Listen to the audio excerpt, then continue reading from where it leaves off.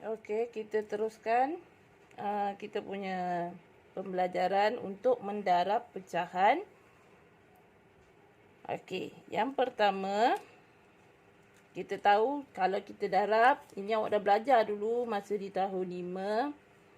Okey, contoh nombor 1, 1/2 didarab 1/3. Di sini kita perlu mendarab secara terus. Pengangka dengan pengangka. Nombor yang di atas ni kita panggil pengangka. Pengangka didarab dengan pengangka. Penyebut didarab dengan penyebut.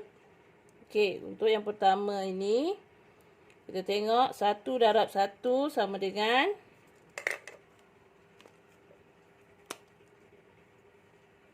1 per, jangan lupa tulis, 2 darab 3 sama dengan 6.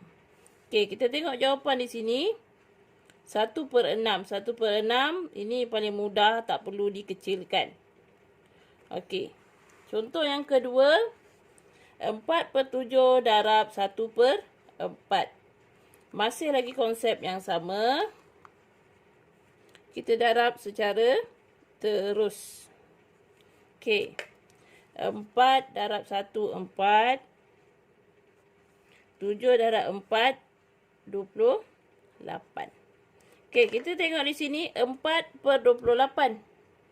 Apa-apa jawapan untuk pecahan, perlu yang paling mudah dan yang paling kecil. Okey, kita tengok dalam sifir apa yang ada hasil darabnya 4 dan 28. Okey, di situ kita tengok hasil darab 4. Okey, jadi di sini jawapannya 4 bahagi 4, 1. 28 bahagi 4 dapat 7. Okey.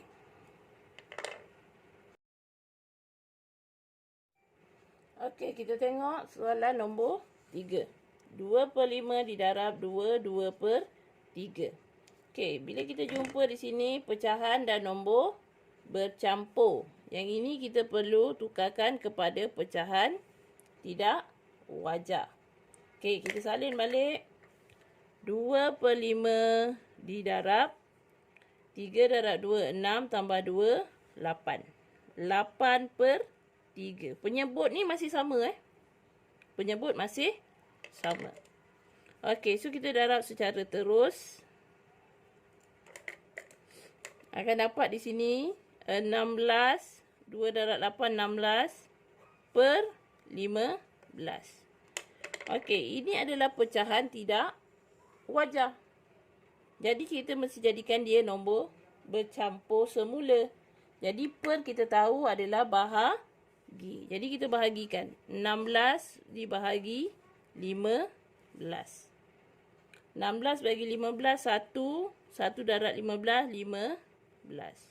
So, bakinya 1. Bacaannya masih mengikut arah jam. Jadi jawapan di situ 1 per penyebutnya 15. Okey. Seterusnya nombor 4.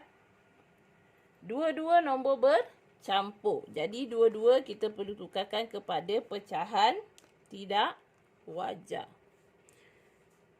Darab dan tambah. Darab dan tambah.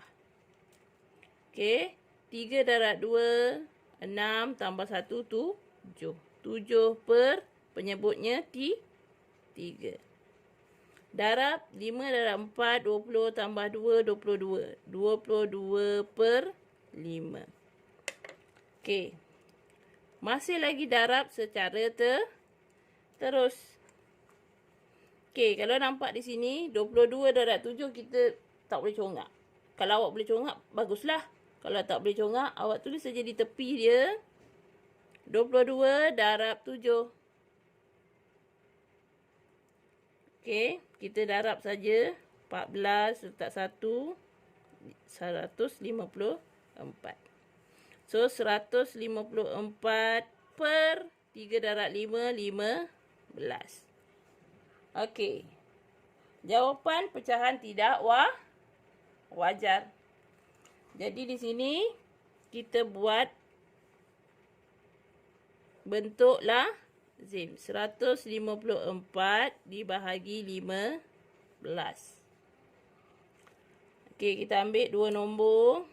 15. 15 bagi 15, 1, 15. Habis. Turunkan 4. 4 bagi 15 tak cukup. Jadi kita jadikan kosong. Kosong darab 15 atau sifar. 4. Bakinya. So, bacaannya sama dengan 10 4/15. Okey, kita tengok sini 4 dengan 15 ni tak boleh kecil lagi. So, inilah jawapan akhir dia. Contohnya awak jumpa jawapan dia. Ni contoh contoh lain. Awak jumpa jawapan 4/10. Okey. Kalau awak jumpa jawapan macam ni, maksudnya awak kena kecilkan dia. Dalam sifir apa ada 4 dengan 10? Sifir 2. So, kita bahagi 2. So, kita tukarkan dia. 1 ni kita bawa saja. Kemudian 2/5. Ini contohnya kalau kita jumpa jawapan yang perlu dikecilkan lagi. Okey.